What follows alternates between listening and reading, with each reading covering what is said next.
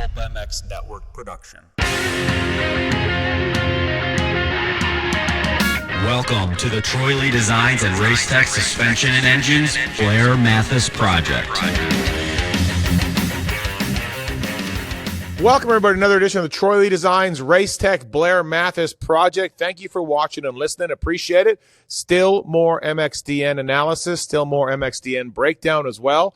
Lots to get into on this show with Kellen Brower, our producer, and my host, Daniel Blair. And again, use the code by emailing us at contact form on pulpmx.com, and we'll pass you on a code, and you can save at Troy Lee Designs. They were there this weekend, the Troy Lee Designs Ducati truck with Jeremy Sewer and Tony Caroli.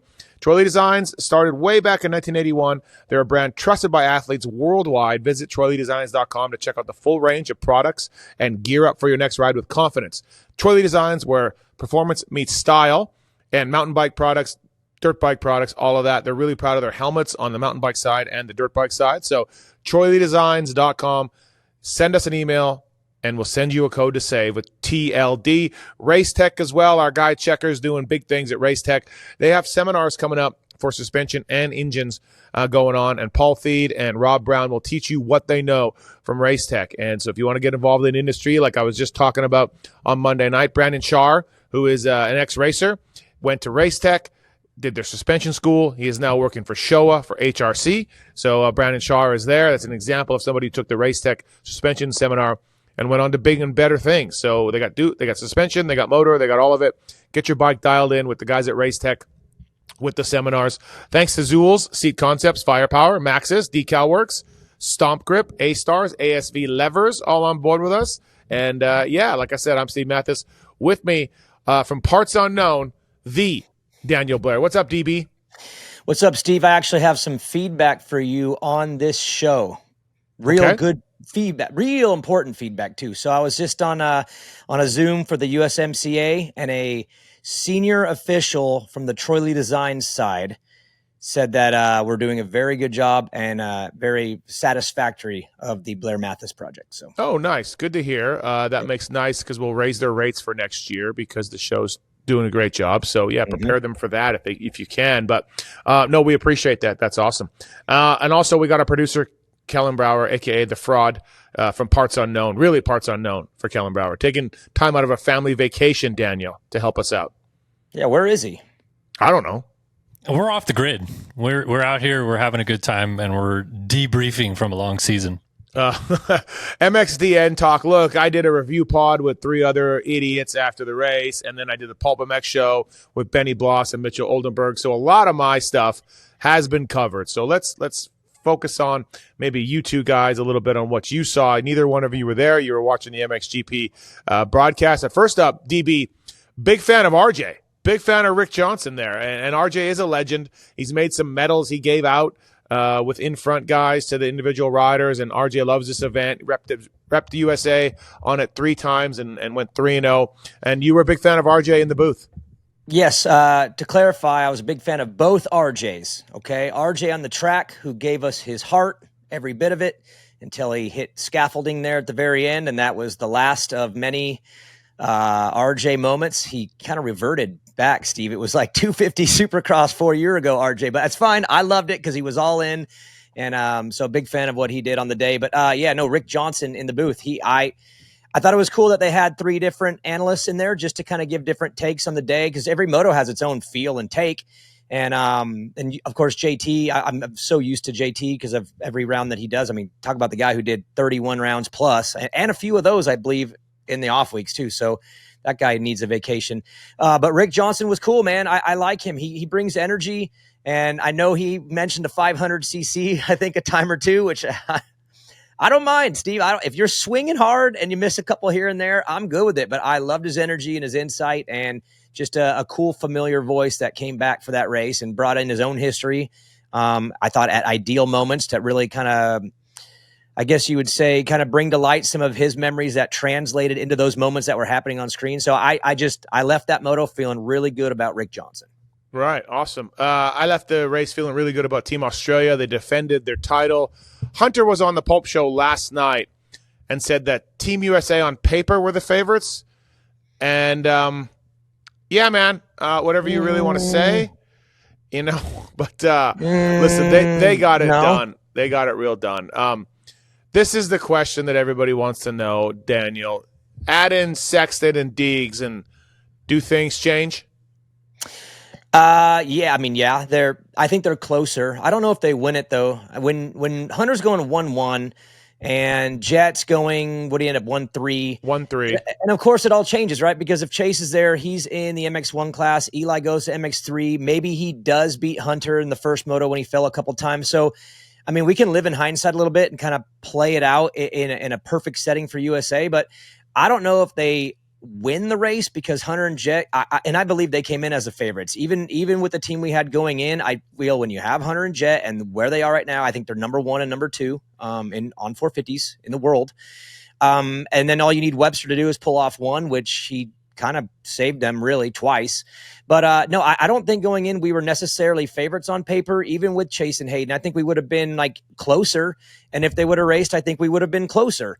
And instead of battling for that number 2 spot, which that last moto was just a complete flip, it kept going 2, 3, 4, 3. I mean, that was the cool battle with Chase and Hayden there. I don't think that's what's happening. I think we're probably closer to number 1, but I don't know if we beat them. I don't think anyone's better than Jet and Hunter right now, period. I'm with you. They dropped one of Kyle Webster's scores, obviously, because like you said, 3-1-1-1, not too bad. So they dropped one of Kyle Webster's scores, but man, did he do a great job. 2 first turn crashes to get up. I think he went 6-4 in 250 class from first turn crashes. So good job, Kyle Webster.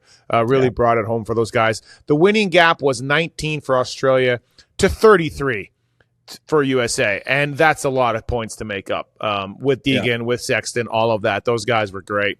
So I'm with you, DB. It changes a little bit, but I don't think it hurts them. You know, we had RJ Hampshire on the Pulp Show, and I think he was comforted by the fact that, like, look, even if he hadn't gone through his issues, and he came in hurt, he came in with a rib injury, he explained that on the show, but even if he had ridden great, they still don't win. And I think that does comfort RJ a little bit, you know?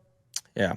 Well, and I think the comfort for him is that even if he doesn't have his spectacular day, they're not winning, and they did still get second. Now, if they got third or fourth, or if they missed the podium, then he's probably like the Homer Simpson in the bushes a little bit, because it's like, bro, but they got second. So I think they did the best position that they were going to get anyway. So, but again, I saw some people online just hammering him, and yes, we can reference the reality of his past a little bit. That's the first time on a 450 we've seen him kind of go RJ a little bit.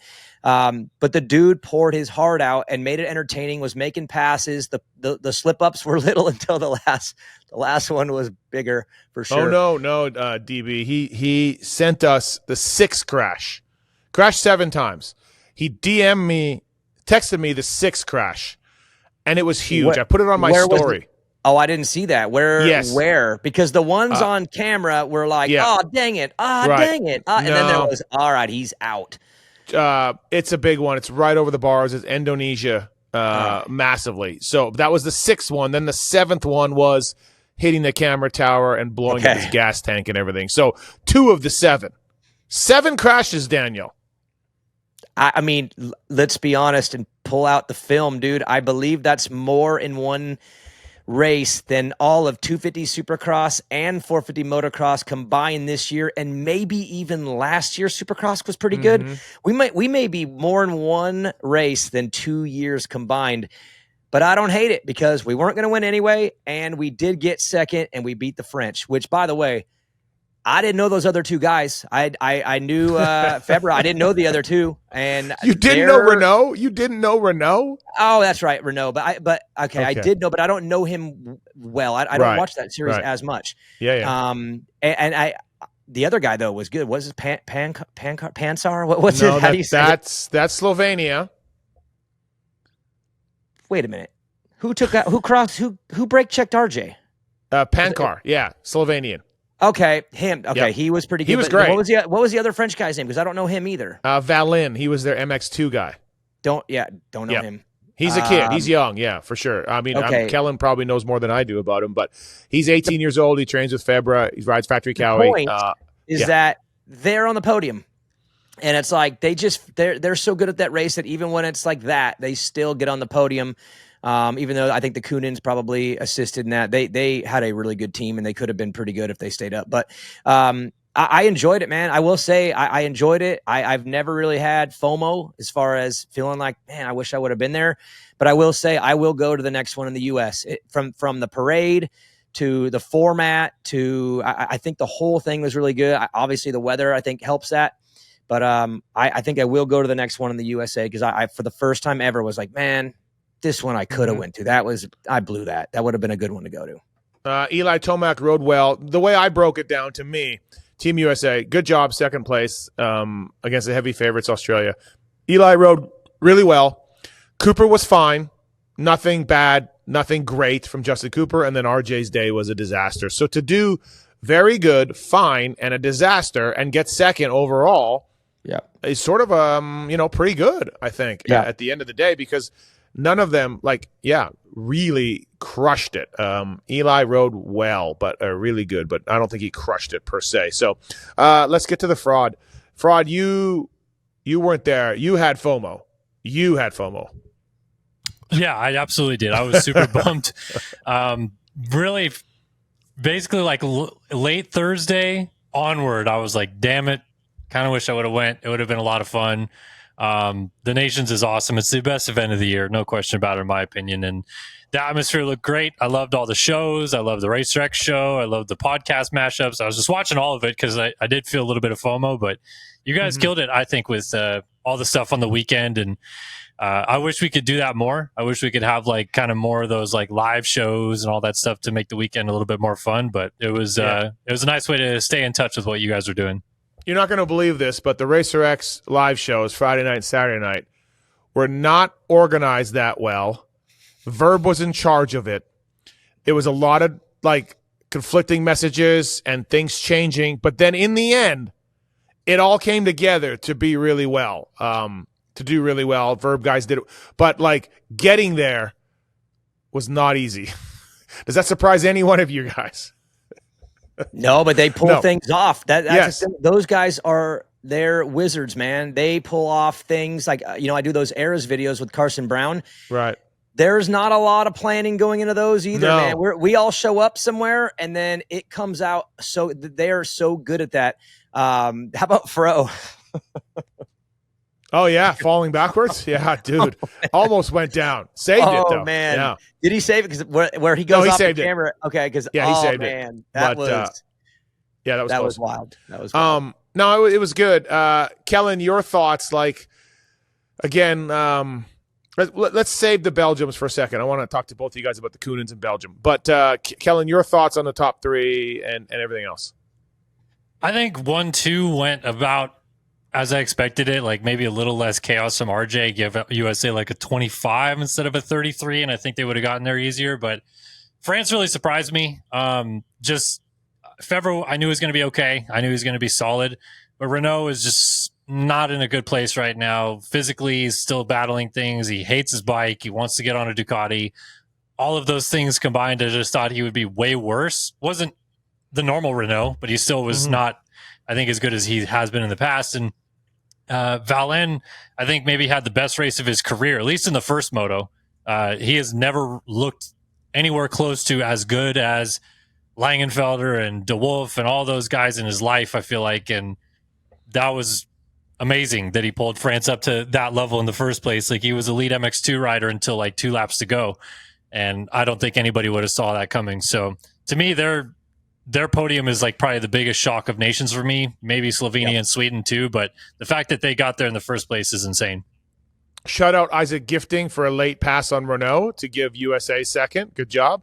He'll never have to buy a beer in Crawfordsville, Indiana, ever again. How much changes, Kellen, if Glenn Coldenhoff's able to race? Calvin Vlanderen was just okay, and De Wolf was spectacular. And where does Coldenhoff fit in this? And where do you think do they go? Did they get on the podium, or are they in there with a fourth or third? I think they definitely battle for the podium. I think they're right in there. I don't know what Vlanderen's problem was in the last race, but it seemed like he was a little bit like, yeah, if there's even something slightly wrong, the team's already shot because of no Glenn. So I'm not going to ride my balls off to get through this, and I don't blame him. So I think that they like in my pre-race power rankings, I had them third. I think that them in Belgium, you could have split for the podium, and France definitely snuck in there, and I didn't expect that, but they would have been a lot closer than 19th, Right. which is stupid. I hate that rule, but whatever. What? Oh, you mean with the way they score it? Yeah, the fact that Yeah. it's like, okay, Glenn's out, but just give him the highest score +1 or 2 or Yeah, whatever, and at right. least give him a chance to still score decently. That you just stick him dead last because they missed one guy. I'll tell you what, I was a big fan of the ping pong balls after Canada got 9th. Love the ping pong balls. It's fantastic. All right, Belgium. Obviously, this is a first look to Americans of the Koonins, really, on American soil. And Sasha won the qualifying race on Saturday, crashed back on Saturday. That's kind of Sunday. That's what he does a little bit. Lucas has been better this year, but crashed again in the last moto. But Kellen and Liam Everett was great, even getting passed by RJ 14 times. Liam Everett was really good. Kellen, JT was on the Pulp Show saying that he thinks Belgium's going to win in France next year. That's a little much for me because I think these brothers got to calm down. But I'm there too, though. I'll just throw that in. That team for the next however many years, man. That's going to be a problem for the next 10 years for sure. Yeah, I'm there too. I mean, France. Okay, yeah, maybe it's a tad early because we have to see what Liam's next year looks like, but they're going to be so good. I mean, Lewis and I, when this Belgian team got announced this year, I said, like, hey, we got to debrief how many of these things are going to win over the next decade because, yes, Australia is great right now, but between the Koonins and what they can bring to the table when they don't crash, plus as solid as Liam has been, and he looks arguably better on a 450 than he does on a 250, this is going to bring Belgium right back into kind of that powerhouse nation they were in the early 2000s again. And with France, like you got to figure Vial and Renault will battle to be the second guy, and they'll take the better guy out of the two, right? On a 450. And Feber, unless things go wrong, he's a lock. So Yeah. pretty good team for France on their home soil. I don't know. I got to see the Koonins stop crashing. I mean, literally, Lucas Koenen crashed out of last year's Des Nations. Now his brother basically crashes out of this year's Des Nations. Has a bike problem as well.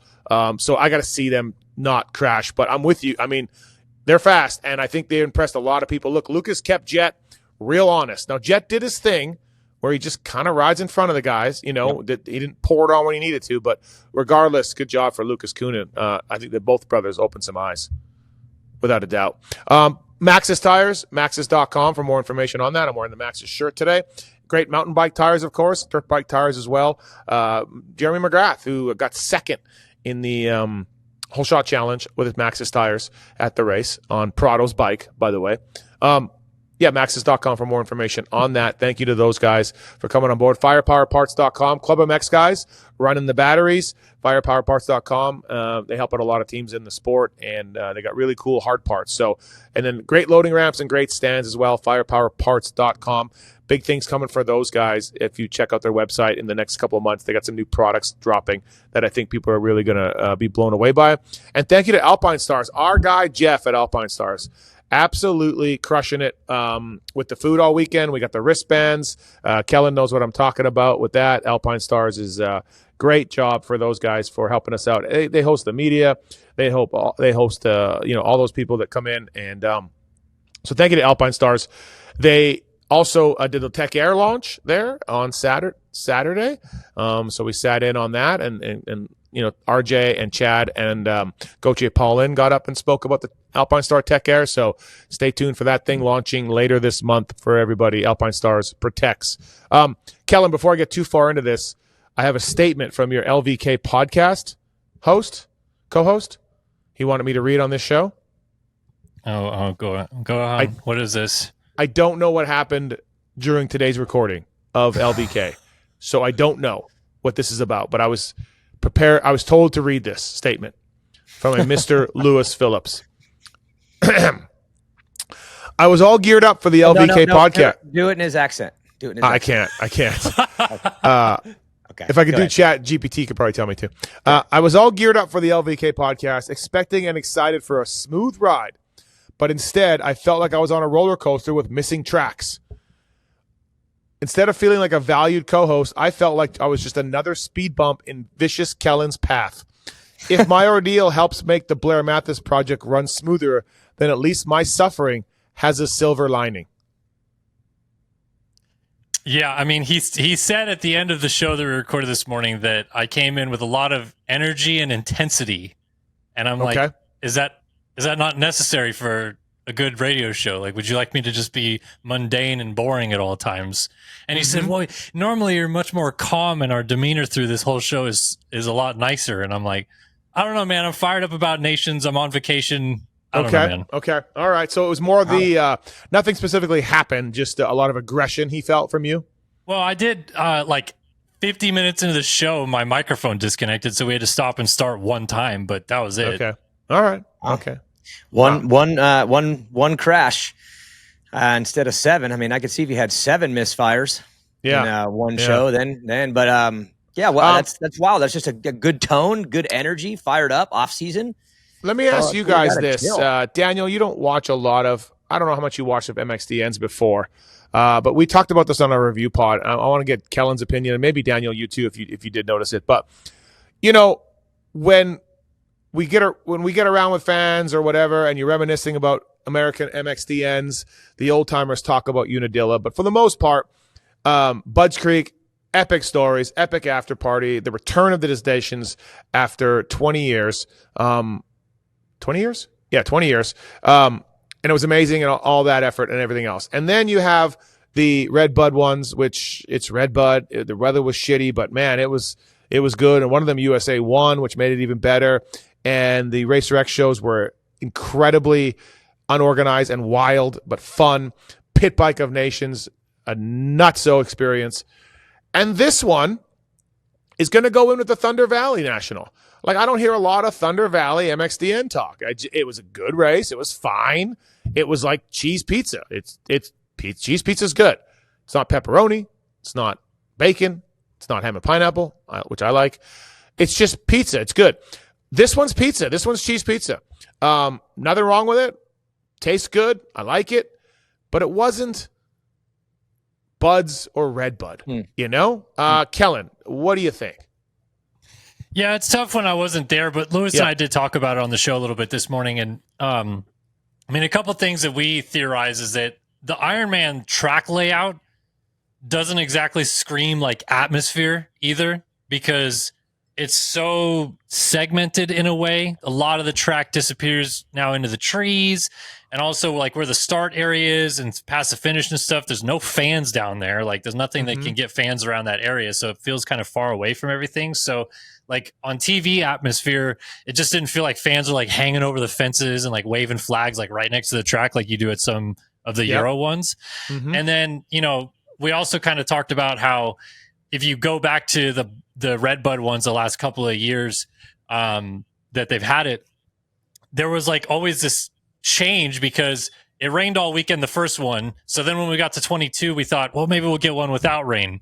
And then it rained Sunday morning again. So we were going to have completely different results based on that. Like, you almost have that expectation flip on Sunday versus what we saw Saturday. But because the weather was so good at Ironman, what we saw Saturday kind of just turns into what we saw Sunday a little bit. You kind of already have an idea of what it's going to look like. And then when you don't have that crazy European atmosphere on top of it, it does feel a little bit subdued because of that, I think. Did you get a sense of the crowd going nuts? Because I didn't, standing there. No, but that's what I mean is on TV, there's just like no real spots that you can see the crowd. Like, in the European ones, it is just like waves of people around the track. They're pretty close to the track in a lot of places because of just how safety is over there being a little bit different. This one, I mean, even the area where the start was and turning around, the fans felt so far pushed back. Like, the only time they were really kind of even close to the track was like the rollers before the finish. Everywhere else, they were pretty far away. Daniel? I mean, totally different for me because I don't have that history of being there. I've never been to one of these races before, so I don't know that feeling, but I can imagine what the ones in Europe are like because I do think they're a little on the rowdier side. At least they do come across that way on TV. But for me, this one was, okay, there's one part which was the convenience because it was at like 1 o'clock on Sunday. It felt like an outdoor national to me. I didn't have to get up super early or try to figure out it was on CBS Sports, which is just click the button and there it is. It was 1:00, and I was already hyped up because the kid Cooper Johnson won the 125 Yamaha deal in the morning, which is cool. I know that kid very well. He's a next level kid, and first 125 ride for him ever, and he won that. So that I was in a mood already because of that. Then it's the convenience of the day, and then for me, I'm a big storyline guy. Like I like certain storylines, and for me, the Coonins was a big one. And it's crazy that I'm going to go here with this, but it's just I think everyone's thinking it. But those are Myrtle's guys, and Myrtle was Lawrence's guy. And then you have the Coonins and the Lawrence's racing. And at one point you got Shimoda up there, which was one of Lucas's guys. And I couldn't help but like think about that because I know Lucas was there. His Instagram story was showing he was there. And so I was kind of caught up in, look, Myrtle found these two brothers and look what they become. And now he's got these other brothers that are younger and they're on their rise. We finally got to see them all race together. And there's that weird storyline there.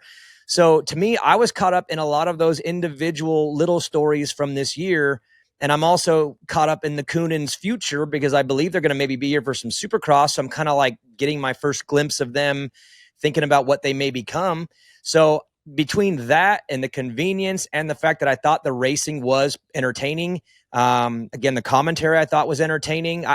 For me, the whole thing was great. It was one of the better ones for me on that end of the screen. So, but I've never been there where you have. See, I haven't felt it that way, so I can't compare. I have nothing to go off of there. Sure. So. Yeah, no, makes sense. I never really thought of the merch thing and all that and the brothers. I mean, the brothers got a long way to go. Australians can come in here and be pretty much ready to go for Supercross. Belgium's I must have missed Joe Smets winning a Supercross. I don't believe I saw that. So Belgium's in Supercross. I'm not saying they can't, but they don't mix as of right now. No, but it's the existence of them is what it is. It's the fact that they are going to be here. KTM, as of now, with Juju, I don't know what's going to happen with their roster. 250-wise, they have nobody. I mean, they have Carson Mumford and Avery Long. So I think we're going to see these young Belgium brothers give this a shot. But as you said, with the Motocross of Nations moving into the future, they're really, really, really good at motocross, and that rivalry could play itself out in the next year or two, at least at that race, in the short term. And again, I know it's a unique angle here, but look, Myrtle didn't find all the way, but he pretty much found the Lawrence brothers, introduced them, brought them to the American side, and we know what happened there. And now he still has these new brothers, and they're on the rise too. And that, to me, there is a story there. And I was caught up in that during the day. Fair enough. Couple of things I thought were pretty cool, and I tweeted this out. Roczen fell in the first corner, both motos. Well, first turn, first moto, second turn, second moto. But it was really cool to see the American fans lean over the fences and cheering him on, right? Like him and Tony Caroli, 8,000 wins between them, were like 39th and 40th for a while.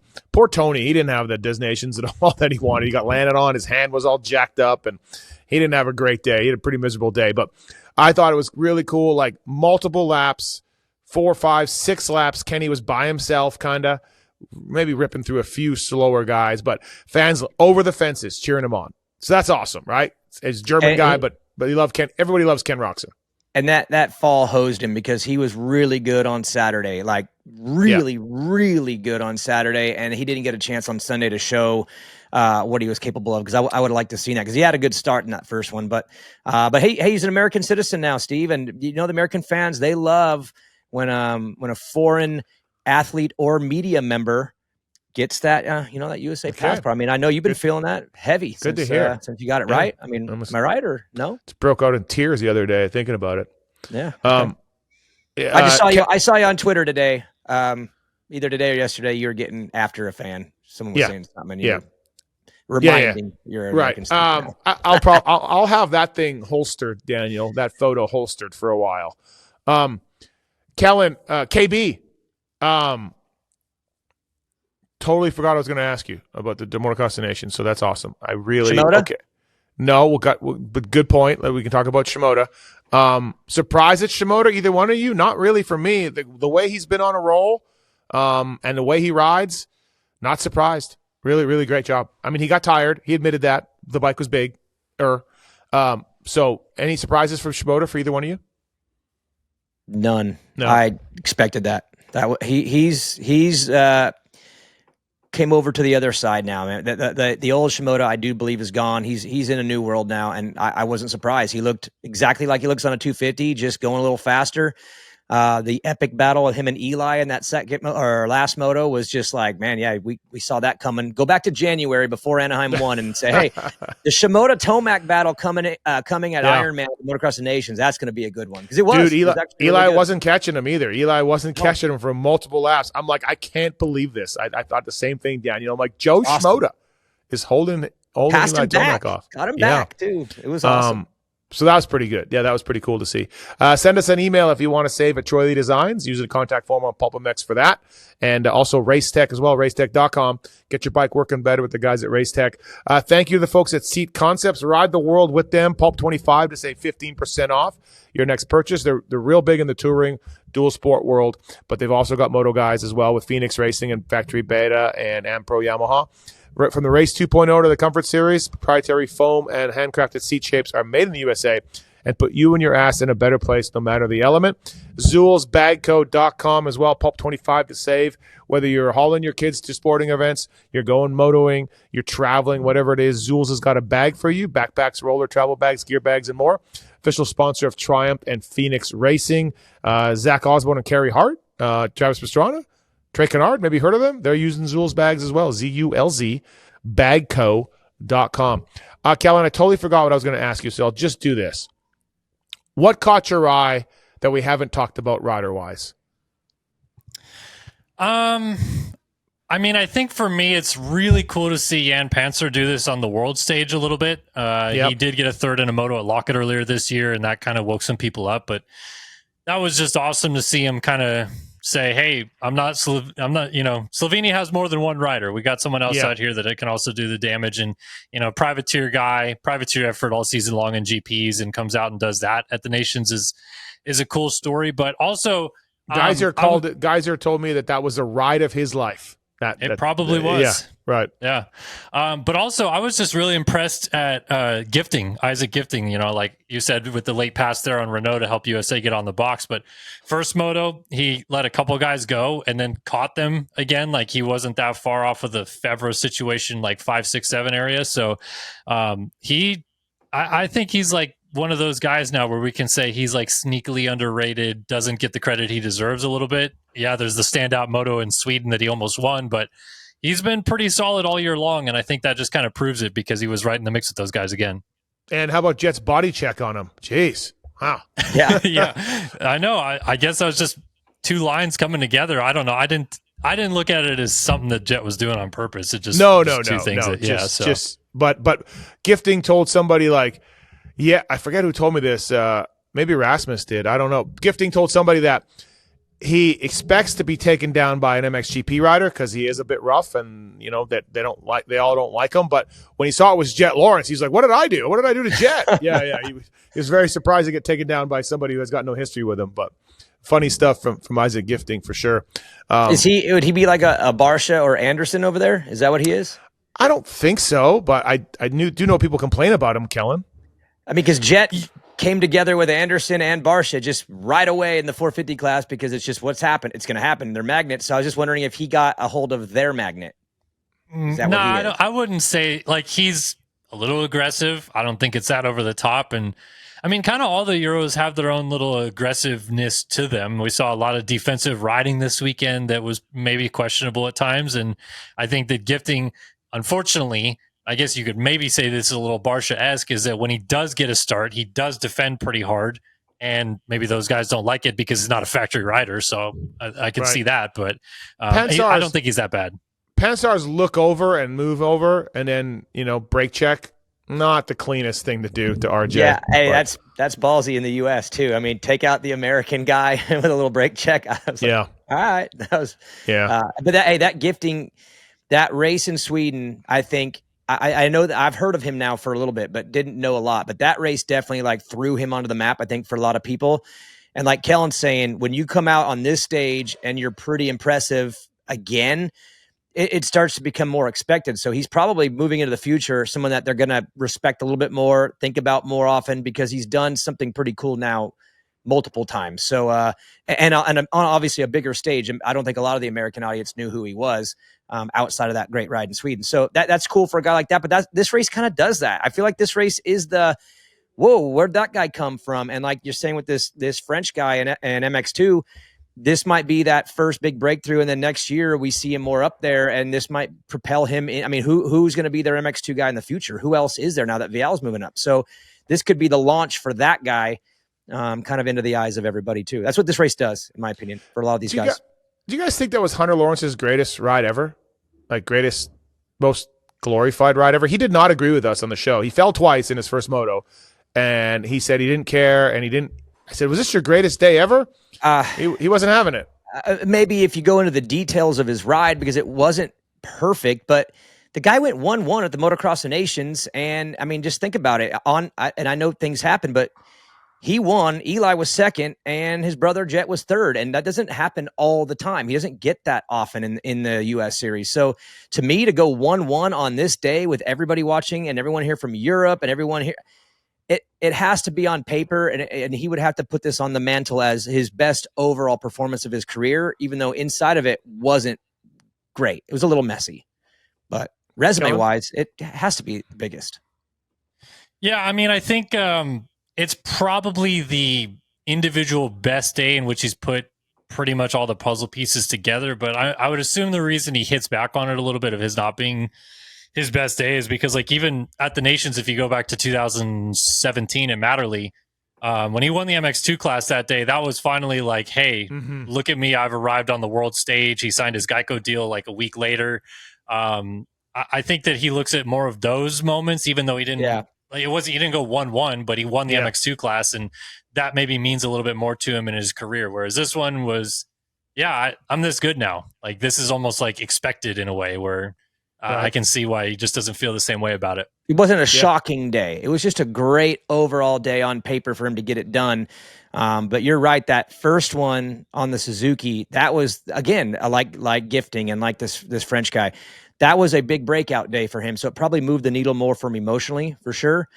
But you go 1-1 at the Motocross of Nations. I mean, look through the history. That's a tough thing to do, and he did it. And the best part was, his class, if you look at his class, he had Shimoda, he had RJ, but that class was his to win. I mean, there was no one going to beat him in that class. But when they all lined up together in the final moto, and you had all MX1 in there too, you have Febvre, who just won the world championship. Geischer's won this thing. Of course, you have Jet, you have Eli. He won, and he kind of did it fairly easy too. So for me, that individual moto should stand out to him as a pretty big world slap to everybody that he, on this day, he was the best in the world, straight up. All right, Troy Lee Designs, Race Tech, Blair Matthes project. Do we have anything else about Motocross of Nations? Anything else that we want to talk about? We got listener questions on Instagram, so we can get into that. Some silly season stuff this week came out, so there's by the way, thank you again to Firepower, Maxxis, Seat Concepts, Zools, ASV Levers, Decal Works, Stomp Grip, and Alpine Stars. Use the codes to save. Troy Lee Designs and Race Tech. Thanks for listening and watching.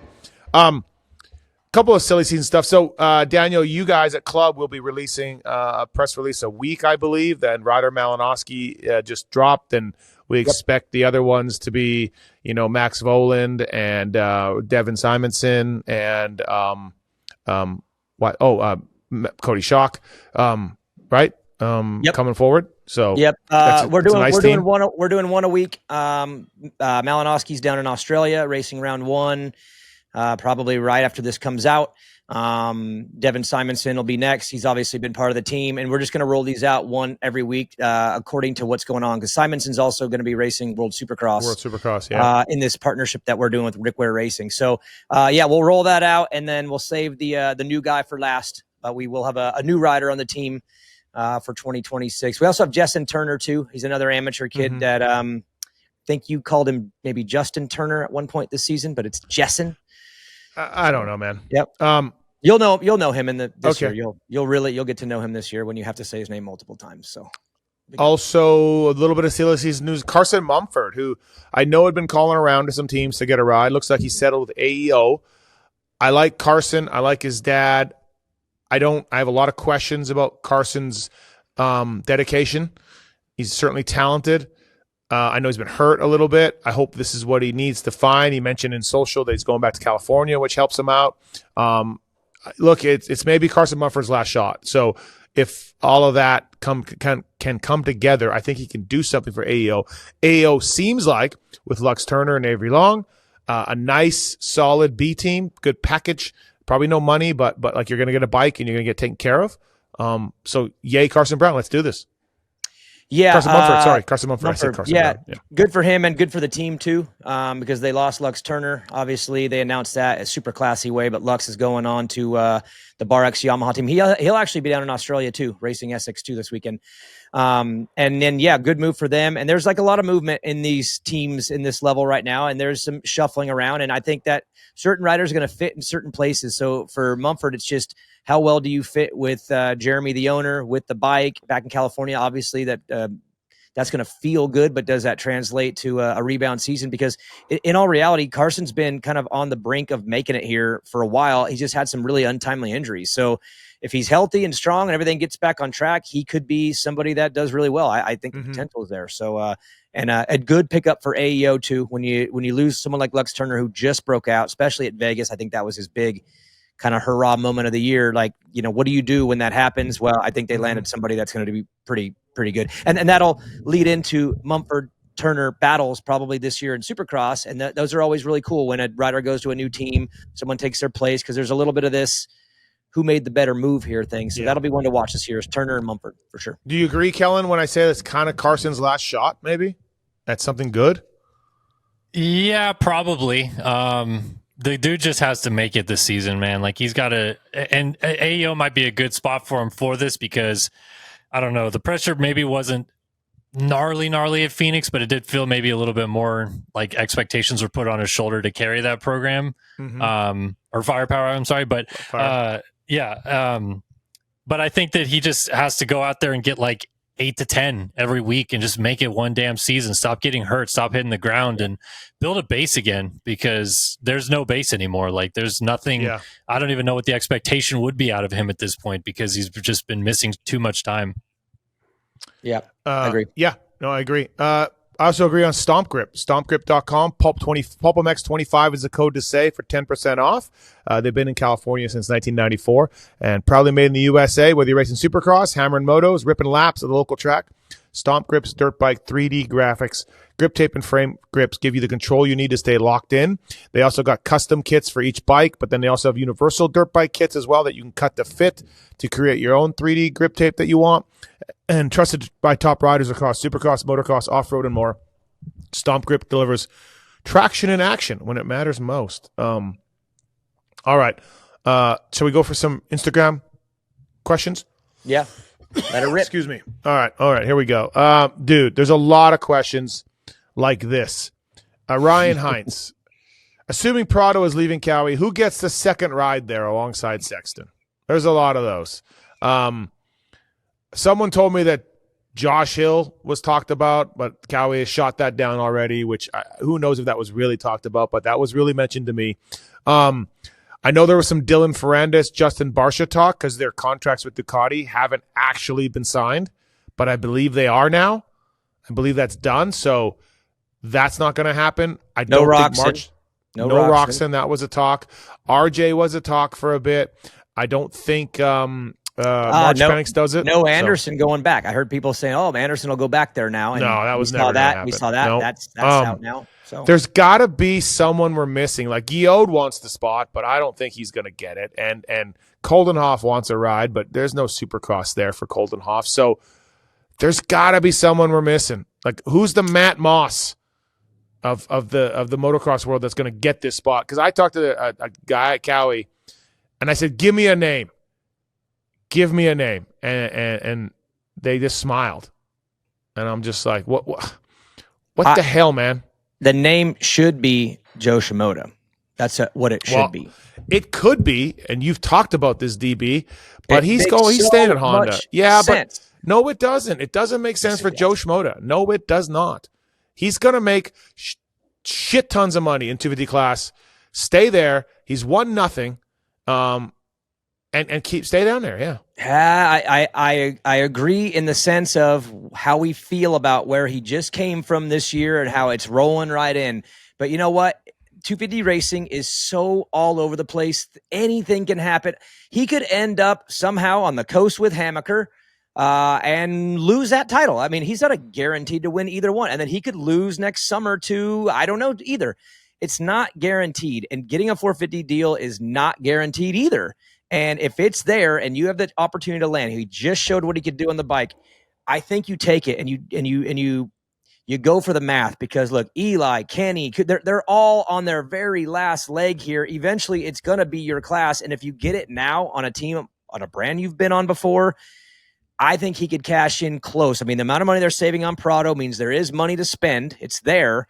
You're not probably getting all that, but you could probably make up a pretty good difference. And I think mathematically it ends up being very close. And then you take it and you go and learn this year against all those legends, and then they're all gone and you're sitting there ready to go. So for me, I feel that there's more reasons to take it than to stay back and run the risk of 250 racing getting you again, because it just happens all the time.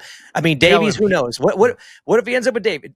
There was no idea coming in that Davies was going to happen. What if that happens with somebody else? What if Davies is the guy? And what if you go and lose that Supercross championship that you are supposed to win now because, someone in the 250 class just breaks out unexpectedly? Happens every single year. You still win races and a shit ton of money. You're still winning. You're still a guy. Maybe Davies beats you, but you're still in the mix for championships indoors and out, cashing podium bonuses, putting your OEM on the podium, putting Honda on the podium. All Kellen, he's nuts, right, Kellen? It only works he's nuts. to stay down if you win them both. If you don't win them both, it's a bad move. So you better win them both. Oh, wow. No, you are so wrong on that. Kellen, help us, Kellen. Yeah, I mean, I wish more of these guys that are not 250 champions yet would consider moving up, but I do think that in that situation, like, go win everything that you can first. Like, why not? So because that's just the formula that's always existed. You got to win first to go up. But if you have a chance to go up without the winning, you saw what RJ did this year outdoors. You saw what J Coop did this year indoors. He would be good on a 450 right away, and it's not guaranteed he's going to win 250s. It's not guaranteed. Now, you take it when it's there, and you don't want to run into a situation where a year from now you go and get second and third in both championships, and now that ride's not there. And now you got to wait again for a while. So to me, if it's there, you take it. So unless Cowie's not interested, which that would be crazy if they're not. No, crazy. I'm sure they are. And I would bet there's been behind the scenes talks for sure, but I don't see it happening. But all right. PSG 119. After watching Joe, is there still doubt of Deegan succeeding on a 450? Look, man, if you had any doubt of Deegan succeeding on a 450, you got carrots in your ears. Yeah. Anyone who knows the sport, knows what they're talking about, knows that Deegan will succeed in 450s. Now, will he be an all-timer and rip off 72 Supercross wins and challenge the GOAT outdoors? No one's saying that. But succeeding means winning races and being in title fights, and he will be doing that. So there's no doubt. Let's clarify for the future, and maybe Hayden needs to hear this too. Yes, you have haters, but there are no more doubters. They don't exist. He's done enough. There is no more doubt, right? Are we clear there, or are we still have to argue with the doubters, Steve? Because in my opinion, he thinks he's got haters and doubters, and I believe he has haters. I don't believe he has doubters. No, that's what these guys work on. They all need something. These riders are weird. Province 527. Will Jet Reynolds be back at club next year? No, he will not. Poor Jet. God damn it. Got hurt again. Unbelievable. Yeah, I went to dinner with him on his last night here before he drove home, and he's got to heal up and get. And as he told me too, life's got to get strong first. Body's got to get strong before the racing gets strong again. He's dealing with a nagging injury, and he's a great dude. Obviously he only raced once while I've been here, but I've hung out with him so many days, and he's actually a great guy. And I just feel terrible that it happened the way it did, but. He's got a good head on his shoulders, and from what he told me at dinner the night before he left, he's going to get life right first and then get racing right after. So Daniel Hawley, is it weird that HRC, an American team, actually a Japanese team, are responsible for all the bikes of the Australian team? No, it's not weird. Yes. I don't know. I don't really know what that question is about. But anyways, Matt Prott, 23, tickled to fill the second Cowie spot. I mean, no, but it's not the dumbest idea ever. That's been brought up Yeah. so many different times, and he would probably do really well at it. But does he want to? He seems to have a No, pretty I cool don't gig. think so. From Matt Dolby, why is Masterpool still riding his PC bike? Wouldn't they take them back since he's not there next year? And I actually checked in with someone on this because Ty was posting videos of it. They shipped him crates to ship everything back. And it hasn't gone back yet? Hasn't happened yet. But crates have been there with like, can you ship back? So hey, if you've got like a 15-hour engine, you get every hour out of that engine before you send it back. So maybe he's just riding out the last few days of it. But I did see on Instagram the Coonins though are at Masterpools. Looks like riding some Supercross too. Just an update for you on Coonin Watch 2026. Lewis 450. Why did all the riders go with a scoop tire on such a hard packed track? Lewis, have you been paying attention at all? At all? They're doing it for the start. They like it for the start, and they'll deal with it everywhere else. And the new scoop isn't that bad. So yeah, you know what? You get rid of the metal grate starts. You get rid of the scoops. So I just want to point that out. Richie and Scratchy says, how come you like mountain biking in the desert but not riding dirt bikes in the desert? That's from me. Yeah, man, I don't know. I've ridden dirt bikes in the desert out here, like fourth gear pinned through sand rollers. Rawr, rawr, rawr, rawr. No, I don't really find it fun, and then you almost die. So not really into it. Yeah, not really into the speeds, and it's not that fun after a while. It's fun for like 20 minutes. I would say just knowing you, it was part of your journey in fitness, and like it's become like a thing that is like a relief for you, I'm guessing too. Like you have your routine and you're motivated by it. So it seems like you've created a new part of you, and it's not necessarily just getting the thrill of riding. I feel like that for you is like something that is just part of you now that you've created for yourself. No, you're right. All right. Why didn't Hurling's race initially was an injury, but afterwards Vlanderen alluded to more. And yeah, I mean, at some point he was going to do a beach race for money, and that's why he did it. But then he didn't end up doing the beach race. Kellen, I think it really boils down to just him and KTM are not getting along, and he didn't want to race. Yeah, it sounds like there's a little bit more behind the scenes. And I mean, he was injured when they selected the team. That doesn't help. So I think just from a political standpoint, they're like, we don't know if he's going to be ready, but yeah, I think that the end of the KTM relationship is not fantastic. Hey, could you imagine like him, Chase, and Tom like all in a group text, just watching the donations, just watching it together in a group text, just ha. So that's funny to me. Sorry.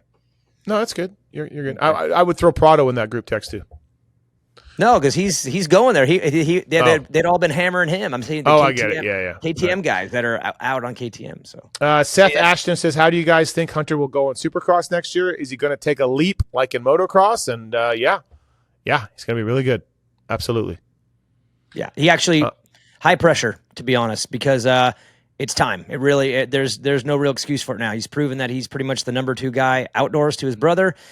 And based on his timeline, this is year 3. It's no longer let's see how he has to do good now. It's time. B Berg 193 MXON at GH since it's not pro motocross, or is GH too stupid to deal with? Yes, the second part. In Front and MX Sports are working together. A lot of unity. There's no way In Front would go around MX Sports, get with the kook Bud, and put an MXdN there. They're just not going to do that. But would it be great? It would be. Great track. It would be epic, but not going to happen because Bud's kind of a kook. So, where's the next US one going to be? I don't know. Yeah, I'm not sure. I don't think Ironman. I think they want to switch it up. So I don't know. High Point. I think it would be an MX Sports track because, like, look, we're all in. I'm in business. You guys like money. I like money. I would think MX Sports would get more money if they're the co-promoters with In Front, as opposed to Tim Ritchie and MX Sports being co-promoters with them In Front, So I think with the cooperation there, MX Sports would want the track at one of the tracks that they can be 50% partners with instead of, let's say 30% partners with, or however the structure is when you have a track that is owned by somebody else. Which would be High Point or Ironman, right? No, they could do different ones. Yeah. It wouldn't be High Point, not enough parking. Buds, I think they run Buds now. I don't know if how much Beasley's got involved in that. Maybe he's back. Buds is cool with the kid. Maybe the kid is back running it. I don't know. Millville, Alex Martin wants one. I know he's talked to him. He's called. All of that. He says he's got enough parking there. I don't know about that.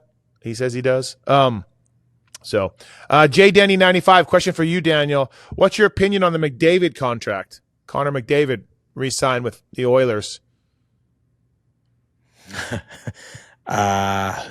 Great move. I have no idea who that is. The Oilers? So, the Houston Oilers? Like the best player in the game. The best player in the game took a contract for 2 years, 40% below his price, let's say, just so his team could afford more people under the cap. Oh. And there's been some outrage over it, but he's the just Tom Brady move. That's the Tom Brady move, which is take less than you're worth to make sure there's money for some pieces. He probably will have some say with the front office on who I don't even know this guy. I don't even know anything about what you're talking about. I don't even know who he is. My guess is, though, because Brady did this, took less money, but had some say in some of the pieces that he wanted in certain places to make the whole thing run better. And that's a move you do when you got a lot of money, and winning matters more than just squeezing every dollar. And it's when you have control of your agent too, because the agents don't like that. Well, you'll like this part. His old agent forever is now the general manager of the team he's on. Wow. Yeah. Soak that in. Wow. That I think that one through a little bit. I'll do my research on Twitter when we get off this. Anthony Rogers, when are RC and DB going to rekindle the relationship like you did with Ping this past weekend? Yeah. Yep. How's Ping, Steve? That's a great question. Okay. Moving on. Okay. Yeah. No, Ping approached me and we talked it out, and I didn't agree with everything he said. He probably didn't agree with everything I said, but we at least shook hands, took a photo, said, let's try to be better. So I think that's the fairest way. You don't have to kumbaya, and no, you don't have to date. You just no. And so then I perused the comments in his Instagram with the photo of us, and this was his first test, and he passed. There's a lot of comments about fat libtard, commie bastard, and he didn't like any of the comments, but he liked all the ones that were like, "Hey, good to see." Come back on Paul. Like he liked all those. Wow. But he didn't like the fat libtard ones. So, could you imagine if he just was like, right? All those right. So, but he passed the first test. The first test. That's good. So we'll go ahead from there. I don't know about his idiot buddy GL, but for now, Ping and I will commence forward and maybe say hi to each other even. So, that's awesome. So now on to you and RC. Yeah. Actually, ball's in his court. Okay. And then what about Lewis and Kellen? Are you guys going to get back together as friends? To be determined. Okay. SMU 5049, Daniel. Which team is the bigger dumpster fire, the Cowboys or the Raiders? I mean, they're twins. I mean, just for different reasons. But Cowboys for sure. Yeah, because Jerry Jones is so arrogant about how bad they are. I don't feel like your owner is out there like, look how smart I am while being an idiot. He's just an idiot too. My owner's an idiot, but he's like, hey, let's get Tom Brady. Hey, let's get Pete Carroll. Hey, let's fire and hire all these coaches and GMs to try to get it right. Like he's trying. Because he knows what he doesn't know. So it's not working. But at least he's trying. Except for I see this meme come out every once in a while where it's a picture of your owner and he's got the worst haircut ever. And he's got like maybe a pretty ripping chick. And it's like he said in an interview that she was into him because of his looks or something. I don't know if it's a fake meme or whatever, but I laugh every single time. But no, your owner is like idiot. Like an 8 out of 10. Mine's just hitting the rev limiter at 10. No. Rev limiter. I have an idiot owner who knows he doesn't know anything. You have an idiot owner who thinks he knows football. That's the problem. Yeah. Yeah. So I'd say Cowboys. 100 by far. T.H. Eaton or Tahitan. I don't know, man. What does Daniel Bear think of the new ADTR album? Oh, love it. Love it. What is that? ADTR? A Day to Remember. Okay. Got it. Oh, yeah. Shut up, Kellen. Good. Whatever, Kellen. Beat it. Was he laughing? Yeah, he's laughing. I he's shrugged my laughing. shoulders because I'm like, I mean, that's a pretty big band to not know. I feel like Your mom's a pretty big band, okay? Leave me alone. I haven't heard a mom joke in like 10 years. Nice work, Steve. Renegade says, who pushed for Enzo back at club for WSX? Yes, Enzo is going to be training a little bit at club. He called Brandon Haas, the owner. He told me they talked it out. They both realized that they made some mistakes, and Enzo Lopes is back at club. Pretty funny. Yeah. Yeah. So he actually texted me today. He was here on Tuesday, but he was just riding a corner track. So he wasn't with me on Supercross, but he's with me tomorrow morning, Thursday, 9:30 a.m., getting ready for Buenos Aires. Yep. Enzo's back in town. And see, this is all prior to me being here, so I don't know any of these feelings, but I remember when his name was brought up the first time, and like the whole room was like weird, and I was like, what? I didn't know. But no, Brandon, I'll tell you what, Brandon is a good dude. When you talk to him, like even he's got some of these rough relationships in the past, like he will listen and talk, and he's very willing to admit where he's wrong, and he has an expectation that you meet him in the middle. And when you do, he's a great guy. So I see that working out. I think any of those past relationships from ex-riders that didn't go well, he would be very open to it because he's a good dude at heart. So, and I know that's how this one went. So 2020 media, who's the favorite for WSX of the riders we know are going? We talked about this a little bit last night. Joey Savacci and Jason Anderson? Question mark? Yeah, I'd go Anderson 1, Savacci 2, Craig 3 in the pecking order of the full timers, and then you're gonna have the drop-ins: Webb, Roczen, Tomac, Jay Coop, Vial. So you'll have a bunch of these coming in, which those are going to be wild. But as far as the title, I think Anderson is the favorite to win it if as it sits now. He's the best full timer in the series. Forrest asked, does Freeze podium the Stark in WSX? Oh, dude, I saw the best meme of all time today on an Instagram, Supercross Voices. Just go to that page and watch. It's the best Vince Freese meme ever. I've watched it 20 times a day, and I laugh every single time. That's all I'm going to say. Go watch it. It's great. All right. And then they gave that guy a silencer, Steve. They gave Freese a silencer, dude. You realize that, right? What are you talking about? Vince Freese is on a silent bike. Oh, yeah. Got it. I think you meant like a silencer for his Stark. Right. Got it. Yeah, it is a silencer. It's the most unbelievable thing ever. He's going to whole shot. Those things get off the gate. Incredible. Every single race, 5 rounds, three motos at each one. So 15 races with Vince in the first turn first. Oh my gosh. This next question is a shit that drives me crazy about our fans and our sport. Big T114. We all know Tomac is going to KTM, but how do we feel about Jelly breaking the news on Pulp? We had Josh Ellingson on Pulp, and he said something about not going to KTM with Eli, and they wanted him and whatever, and he got into it. Kellen, did you listen yet or no? Okay. And so, like, you know, but like, dude, all of us have been talking about it. Like, we're not going to break this down if it's not happening or we're not sure. Like, literally every media guy knows it's happening. They've all talked about it. We've all bench raced, and we all knew when he test rode the bike. Yeah, like so dude, long ago. Like when Jelly says that, you should just shrug your shoulders. You don't need to send him a I know what it is, like, though. It's because he would be coming from the more official side because he's from the Tomac side, from the race. You're hearing it from someone inner circle and not just us going like, hey, we know this, but he's Eli's guy. So he knows more of these details we'll just than trust anybody. us. So we'll just trust us. Yeah, I was going to say, we don't seem very credible then because if it takes him to prove it, then it sucks for everybody who's talking about it. Ty Harris, 62. Does anyone know where Chase will be training and riding now that he's at Cowie? He'll be at Jack Chambers' place. Yep. Another thing we've talked about before.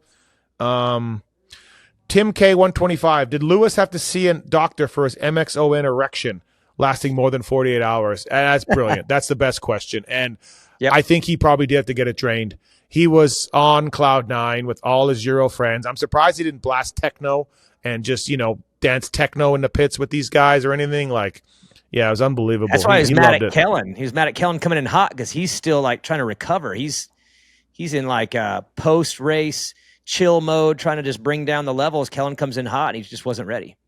Well, I asked him how excited he was, and he's like, it's Wednesday. I'm not excited at all anymore. And I'm like, okay, goddamn, I thought you had a good weekend. It's Wednesday. Yeah, he's grumpy. No, he was so happy. Like, see how giddy he was in those podcasts we did? Like, just smiling and laughing. And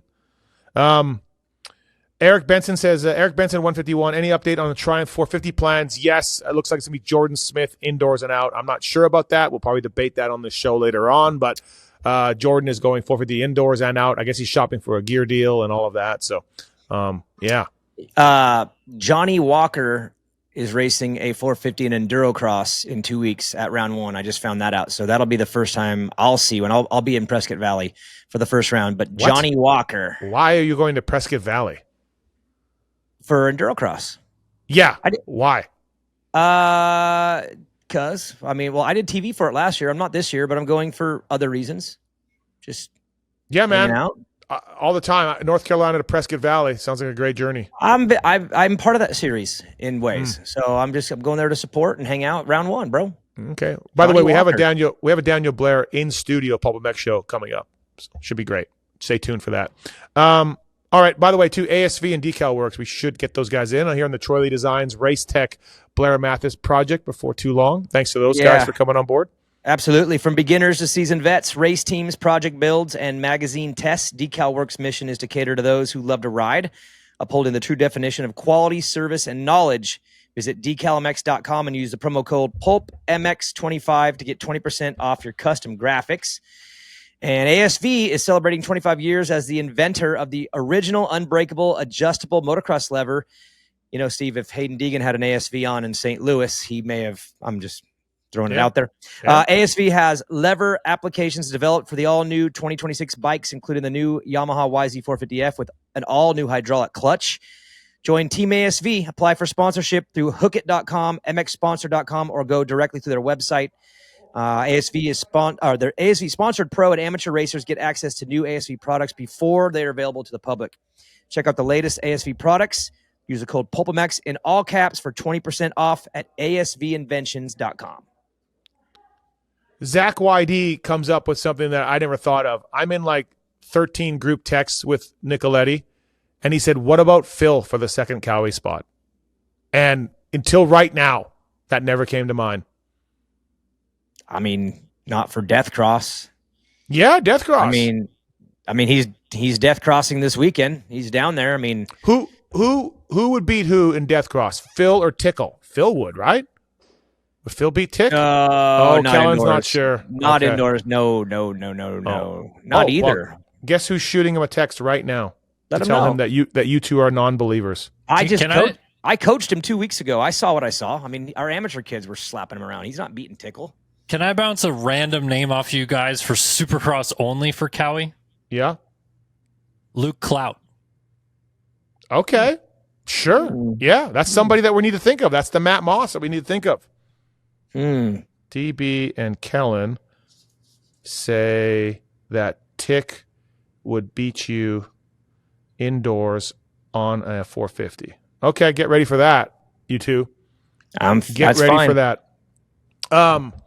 Okay, last one here on the Blair Matthes show from A-Ray 140. At what age can I send my kid to Club MX? How about A-Ray for the second Cowie 450 spot? Oh my God, can you imagine? They'd have to order extra subframes and radiators just to get through the off season. But how old does a kid need to be? I mean, we got mini bike kids, 85, pretty much. How old's his kid? A year? 8 months? Yeah, we got. Okay. But then again, we don't really want him to develop the kid in any way. So maybe the sooner the better. You know what I'm saying? Like maybe his first day on the bike ever should not be with him. So yeah, just throwing that out there. Yeah. So maybe right now, get him on a Strider and send him out, A-Ray. Good God, can you imagine? By the way, Benny Bloss last night on the show looking for a gear deal for next year. So Troy Lee Designs, if you're looking for a lot of exposure, he's tall. Hire Benny. Right? Great pitch. You should be an agent. Thanks very much. He's tall. He's got a lot of signage. Why not? That's true. Right. Extra signage. That made me think of it because O'Neill shot him down. So enjoy the ride. People shot Benny down. So yeah, we'll see. And he must have took A-Ray out back in the day. Yeah. Thanks for the questions, everybody, on Instagram. I appreciate that. Good stuff as always. And then, anything else on the TLD Race Tech Blair Matthes project? We got anything? No, it's good. Good talk. Off-season show. what's next? I guess we got Durocross coming up in 2 weeks. So Yeah. we could do a preview show for that if you want. Steve, Great. I'm ready. It's gonna be good. Daniel, dude. I couldn't believe the way that guy wheelied that log. I couldn't believe it. Blew my wig away.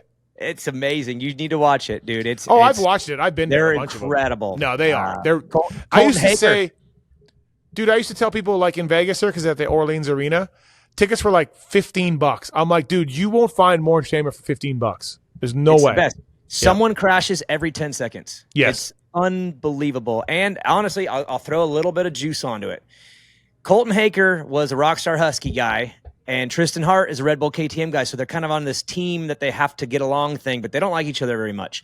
And Colton is now on his own Cowie Team Green deal, and I just want y'all to know that is going to go off at some point, because those two are not fans of each other. And now now Colton doesn't have to answer to a boss of both of them. So just be ready for that. Yeah. Haker's a loose program for sure. Oh, and he is only coming back. He told me he's coming back to win. It's not about money. It's not about, just satisfying the itch to race. It's purely to get another championship. And now he doesn't have the cloud of his biggest rival having to be nice. So It's going to be good. That's one of the reasons why I'm going. Arena cross. All right. Enduro cross. Catch the fever, everybody. Yeah. All right. Thanks for watching and listening, everybody. Appreciate it. Thanks to the fraud, Kellen Brower, for interrupting his vacation for this. What a guy. ASV levers, decal works, stomp grip, A-stars, firepower, Maxxis, C Concept, Zools, TLD, Race Tech. Thanks, guys. Appreciate it. DB. We'll talk soon. Thanks, everybody. Yep.